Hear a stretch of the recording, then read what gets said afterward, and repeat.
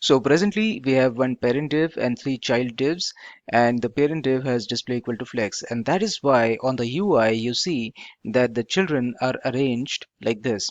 So children are arranged across the row axis, and that too from left to right. Okay, that means in the forward direction.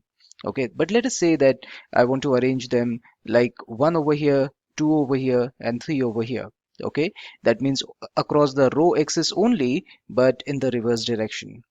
Okay, so if I have to do that, then all that I need to do is to make the flex direction row, but row reverse. Okay, now let us see that in action.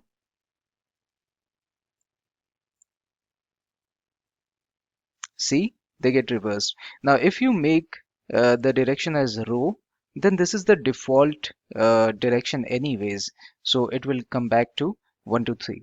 Okay, now if you make this direction as column, then your axis will flow like this, okay, vertically, and so they will be arranged in this particular way.